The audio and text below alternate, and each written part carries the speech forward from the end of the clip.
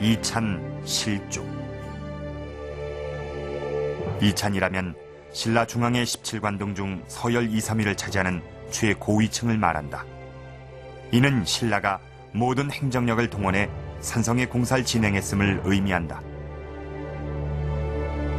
그리고 그 대대적인 3년 산성의 보수공사를 전후해 2번에 걸쳐 신라 소지왕은 일선지역 순행길에 올랐다. 순행의 목적은 여러 가지인데 아마도 그 가운데 가장 중요한 목적은 그 국경지대에 새로이 영역으로 편입된 지역의 주민을 자기의 신민이라고 생각하고 또 나아가서는 그 지역의 그 지역이 자기의 영토임을 확인해서 군주와 어떤 그 민들, 백성들의 어떤 그 관계를 확인해주는 그런 역할을 했던 게 가장 큰 목적 중에 하나였다고 생각하게 됩니다.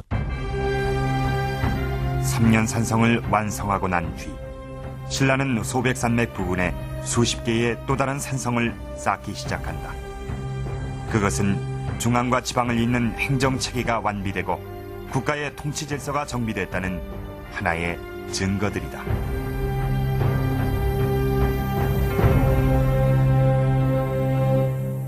당시 변방 지역에서 대규모 공사를 벌인다는 것은 대단한 결단을 필요로 하는 사업이었습니다.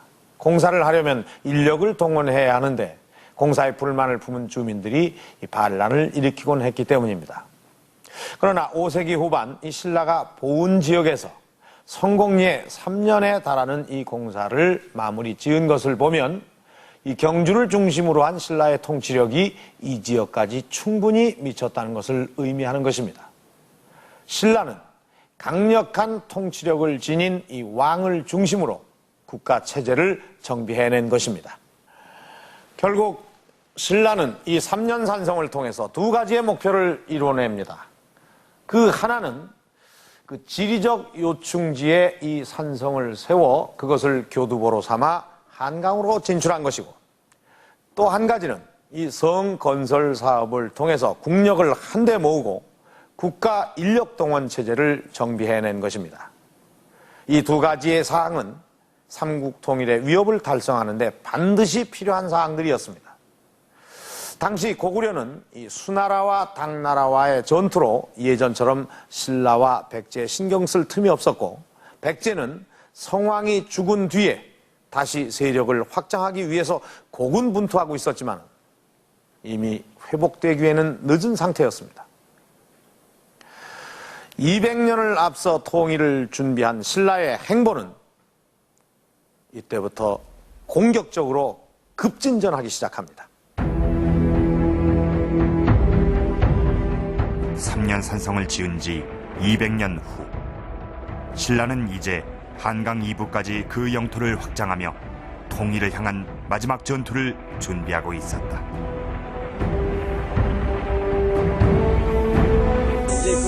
그때 당시에는 김유신 장군께서 거느리고 있는 푸밀과 흠춘 2 장수가 있었는데, 이 넓은 장소와 또 저쪽에도 갈 것 같으면 이 넓은 장소가 또 있습니다.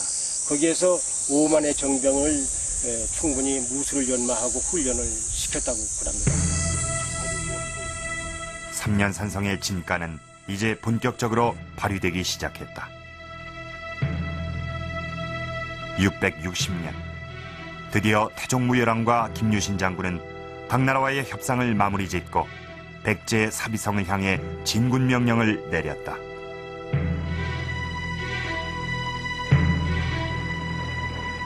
협상을 위해 남천정까지 올라갔던 김유신이 5만 정병을 집결하고 진군을 시작한 지점이 바로 이곳이었다고 전해진다.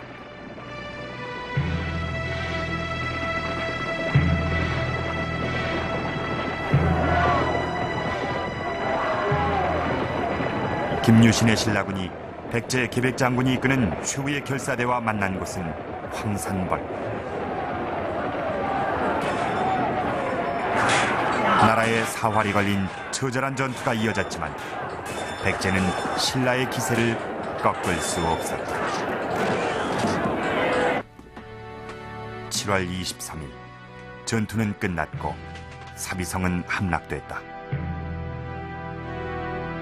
그로부터 5일 뒤인 660년 7월 28일 백제를 멸망시킨 태종 무열왕은 축하 행사가 한창이던 사비성을 뒤로하고 삼년산성으로 향했다.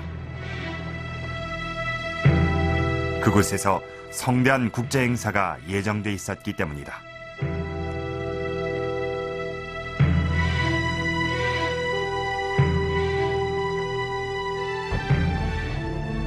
당나라 황제의 조서 전달식을 바로 이 삼년산성에서 거행한 것이다. 옹진도도, 즉 지방장관인 왕문도는 당나라 황제를 대신하는 대단한 인물이었다. 삼국통일로 가는 첫 번째 관문을 막 넘은 시점에서 무열왕은 왜 당나라 사신을 삼년산성으로 불러들였던 것일까? 점령지 사비도 아니고 신라수도 경주도 아닌 이곳이 선택된 이유는 무엇일까?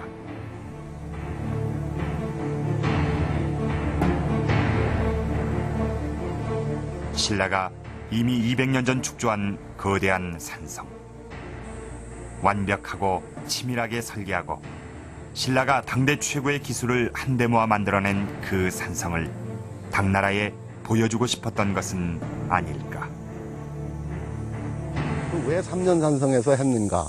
물론 백제 공략의 전초기지로서 삼년산성이 왕이 머무르는 곳이었고, 또 한 가지는 삼년산성만큼 자신 있는 성에서 당나라 사신들에게 이 성을 보여줌으로 해서 감히 신라를 넘볼 수 없게 하려는 그런 의도가 아니었던가. 따라서 당시 신라로서는 가장 훌륭한 성이 바로, 또 가장 국제적으로 자신 있는 그런 성곽이 바로 삼년산성이었다. 이렇게 생각할 수 있습니다. 1680m에 달하는 거대한 산성. 그 누구도 공략할 수 없었던 철저한 방어 시설들.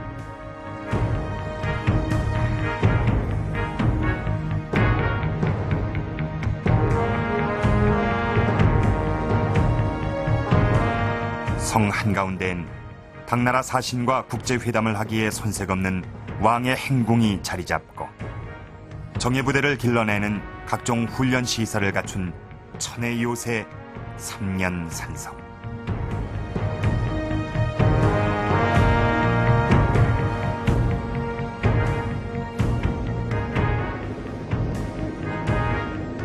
그 산성을 발판으로 통일을 준비한 신라의 손에 의해 한반도 최초의 통일 국가는 탄생했다. 고구려의 마지막 항전도, 당나라의 야심도 신라의 힘을 꺾지 못했다. 신라 통일의 힘, 그 한가운데 삼년산성이 있었다. 한반도에서 첫 번째로 통일 국가를 세워낸 신라는 이 삼국 중에서 가장 뒤늦게 출발한 나라였습니다. 나라가 세워진 지 300년이 지나도록 경주를 중심으로 한 영남 지역에서 벗어나지 못하고 있었기 때문에 고구려나 백제에 비해서 150년 정도 늦어졌다는 그런 평가가 나올 정도였습니다. 자, 그런데 이렇게 미약한 신라가 국력을 총동원해서 세운 산성이 바로 삼년산성입니다. 한반도의 중심지, 한강으로 가는 길목에 배후기지를 마련하고 백제와의 접경 지역에